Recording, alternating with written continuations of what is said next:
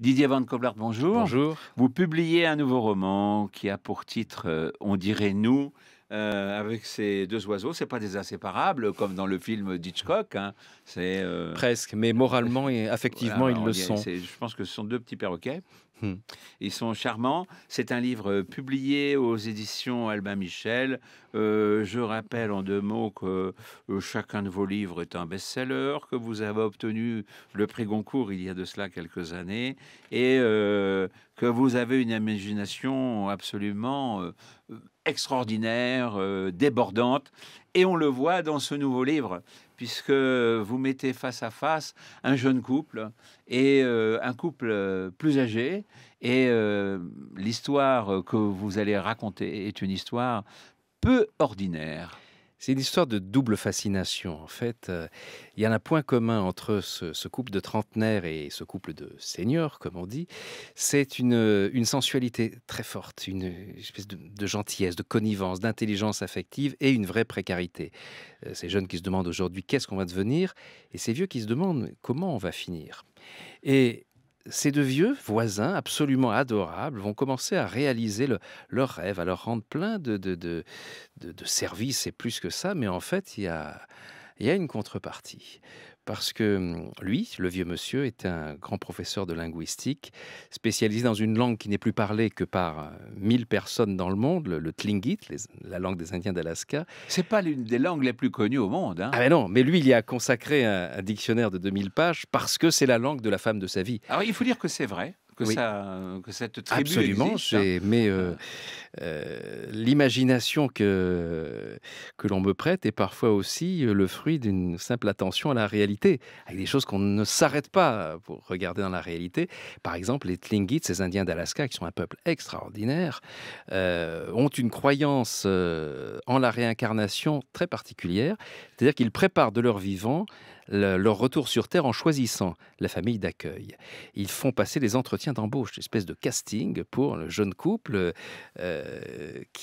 dont la femme les recevra à titre de réincarnation. Alors voilà, dans l'histoire, ce jeune couple rencontre, se promène, il les voit, et puis finalement, les autres les remarquent aussi.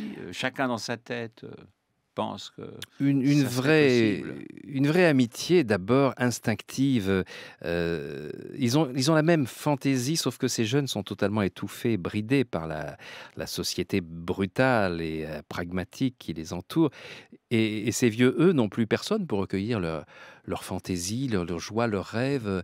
Et donc, ils vont se greffer sur ce jeune couple. Mais le charme, le plaisir, le bonheur du début va un petit peu se changer en une forme de manipulation quand même. Lorsque le vieux monsieur demande au jeune homme: «Est-ce que vous verriez un inconvénient à ce que votre compagne soit la prochaine mère de ma femme?» Alors le jeune homme d'abord se dit: «Qu'est-ce que c'est que ce plan? Qu'est-ce qu'il me Oui, raconte?» c'est très Mais curieux. et en fait, il lui explique qu'il veut que sa femme meure comme on meurt dans sa tribu, c'est-à-dire en choisissant sa future mère. Donc un lien se crée d'une manière original, qui n'est pas banal, mais qui en fait dans lequel tout le monde peut s'identifier dans ce besoin qu'on a d'une amitié entre les générations, entre le début de vie, la fin de vie, et une énergie débordante qui ne se résume pas à l'âge qu'on a et à la place où la société veut vous cantonner. Il faut dire que la femme âgée est atteinte d'une maladie dégénérative, et que finalement c'est un passage d'âme, un Oui, passage spirituel voilà, c'est que vers une autre femme. c'est ça, qui en même temps va donner à cette femme les racines de choix qu'elle n'a pas. Parce la jeune Soline, elle est en rupture totale avec sa famille. C'est la première fois qu'elle découvre, en très très peu de temps, à la fois une musicienne comme elle, une amie, une mère, une grand-mère. Il y a tout pendant quelques jours dans cette relation fusionnelle. Et puis surtout, cette vieille dame lui dit ça peut pas marcher, cette réincarnation. Jamais une indienne de ma tribu ne s'est réincarnée en dehors de son clan.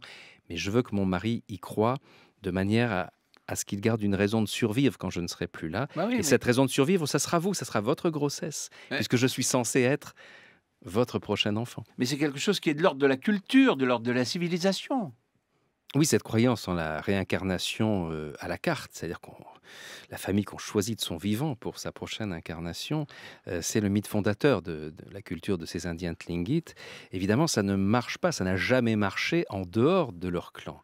Et là, sur la butte Montmartre où se déroule l'intrigue, évidemment, mais ça sert de prétexte. Ça sert de prétexte à créer du lien entre, ce vieux couple et un jeune couple, en les faisant rêver, en leur donnant un but et en même temps, en leur donnant une vraie compensation car, comme dit le vieux monsieur: «Vos conditions seront les nôtres». En fait, le roman raconte, un thème qui est tout à fait contemporain aujourd'hui, un vrai questionnement de nos sociétés, la gestation pour autrui.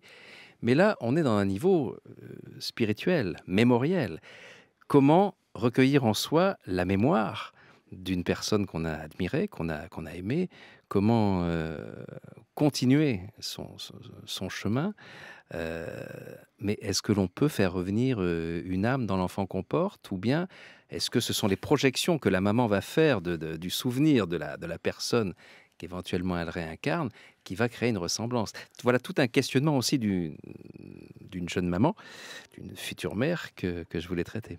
C'est quelque chose qui vous préoccupe, ça, je dirais, Didier Van Coblard, parce que plusieurs de vos livres tournent autour, de la résurrection, du passage de l'âme, de la réincarnation, enfin de ce temps qui va partir, de cette vie qui va s'échapper. On le voit dans plusieurs de vos C'est-à-dire, romans c'est précédemment. c'est c'est ce qui C'est fait c'est ce qui fait l'énergie vitale de mes livres et le fait qu'on en généralement les gens en sortent heureux, en tout cas dynamisés. C'est-à-dire que l'idée que tout s'arrête, avec la mort, que tout ça n'a servi à rien, que les gens vous oublient et que de toute façon vous vous dissolvez, ça n'a aucune importance. Je vois pas bien ce que ça a de fondateur et je me demande comment les gens résistent à la tentation dans ce cas-là de se jeter par la fenêtre tout de suite, quoi. Je pense que même s'il n'y a rien là après la vie, le fait de passer sa vie en se disant qu'on fait ses bagages pour autre chose, pour ailleurs, pour d'autres personnes, on va passer une vie beaucoup plus intéressante, beaucoup plus généreuse et ne pas se gâcher cette vie par la peur de la mort. Vous y croyez? Je crois en la nécessité de ne pas fermer l'horizon.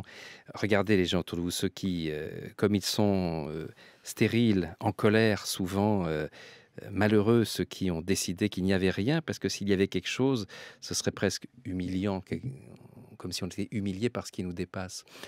Aujourd'hui, tant de médecins, tant d'instruments, de mesures vous prouvent que la conscience est délocalisée du cerveau, que lorsque le cerveau ne marche plus, la conscience, c'est comme une mémoire externe, sur un disque dur, tout à coup un disque dur externe et puis quand l'ordinateur est réparé, ça retourne dans l'ordinateur. C'est aujourd'hui la science qui réenchante le monde et non plus les religions, parce qu'on voit très bien ce que la bulle, l'incompréhension des religions et les fondamentalismes ont cassé. On n'est plus au niveau du mythe fondateur, créateur. C'est aujourd'hui les découvertes récentes de la science, et ça n'arrête pas, qui réenchantent le monde.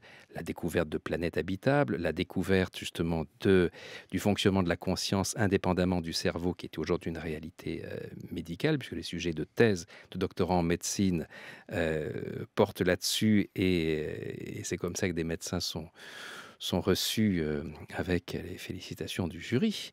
Le fait que sur la réincarnation, les études du docteur Stevenson de l'Université de Virginie, sur plus de 3000 cas, sont vraiment arrivés à la conclusion très prudente, mais on ne voit pas comment expliquer autrement.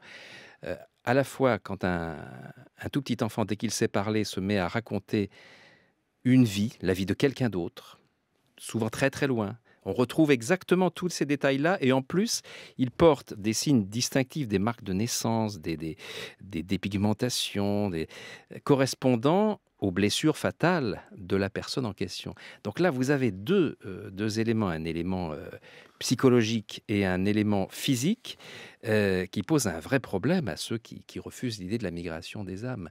Ce qui était au départ la thèse, la position de ce scientifique. À un moment donné, il faut admettre que des choses nous dépassent, que nos grilles de compréhension du monde ne sont que des grilles, donc synonymes de prison, et qu'il faut bien à un moment donné regarder la lumière à travers les barreaux. Disons qu'en tout cas, beaucoup de choses nous dépassent. Oui, mais je pense que c'est dans notre bien. Ce qui nous dépasse nous aide à grandir.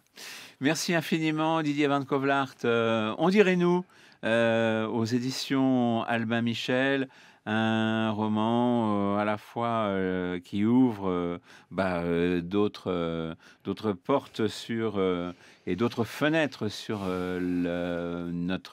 notre esprit, et en même temps un roman formidable où il y a à la fois de l'amour et en même temps un peu de compétition. Oui, et puis je pense que ce qui compte, c'est de créer du lien chez les vivants. Après, quand on sera mort, on verra la suite, mais l'important d'abord, c'est ça. Merci beaucoup. Merci à vous.